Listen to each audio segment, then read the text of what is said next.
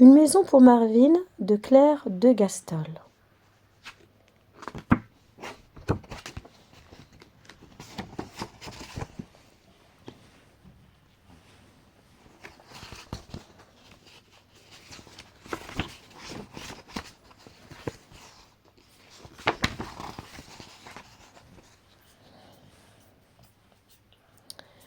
Dans la rue, Mona a rencontré Marvin, un gros chien qui n'a pas de maison. Provisoirement, il campe sous un tapis. Mona n'a pas hésité une minute à le ramener chez elle. « Maman, papa, voici Marvin. Il va habiter avec nous. » « Est-ce qu'il ne va pas mettre des poils partout ?»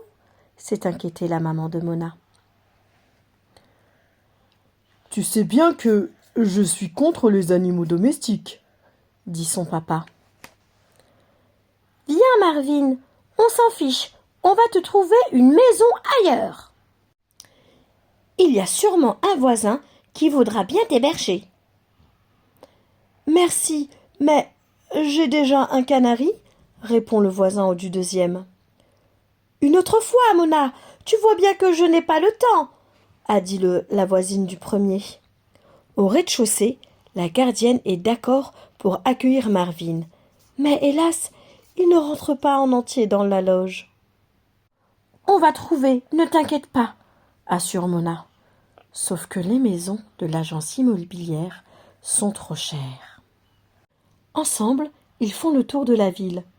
Ici, ce n'est pas très accueillant. Là, ce n'est pas très confortable. Il y aura sûrement plus de place à la campagne. Tiens, un trou. C'est peut-être l'entrée d'une grotte. Allons voir, Marvin. Ce n'est pas une grotte, c'est le terrier des lapins. Et c'est complet.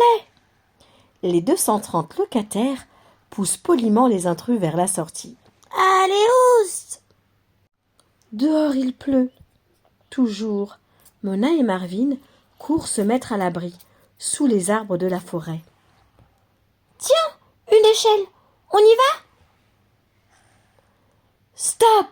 Cette cabane est interdite aux filles, annonce un garçon. Ah? Et aux chiens aussi? Demande Mona. Quel chien génial! S'écrie le garçon. Je vais lui construire une cabane niche énorme. Bon, alors je te laisse, Marvin. Au revoir, Marvin. À bientôt, j'espère. Et Mona repart vers la ville sans Marvin. La pluie s'est arrêtée. Je suis bien contente que Marvin ait trouvé une maison. Oui, vraiment bien contente. Mais c'est Marvin?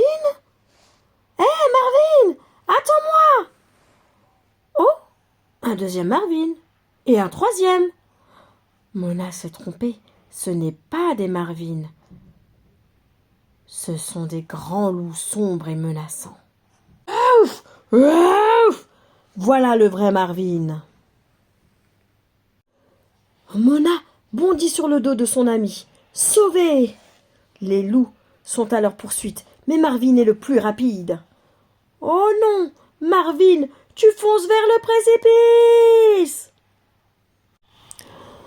Alors Marvin déploie ses oreilles et Marvin, on vole!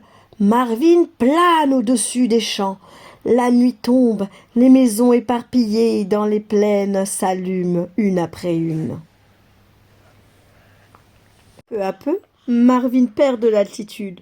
Floche, bing, et pouf! La vieille dame qui habite là n'est presque pas étonnée. Doudou, regarde! Nous avons des invités tombés du ciel.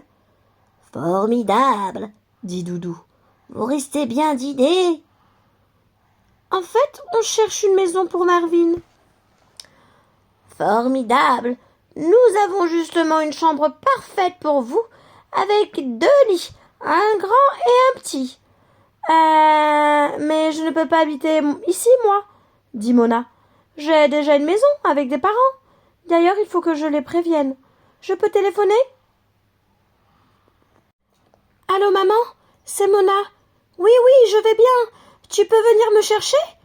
Au 16 allée des Pinsons. Chez qui est-ce? Mais maman, c'est chez Marvin.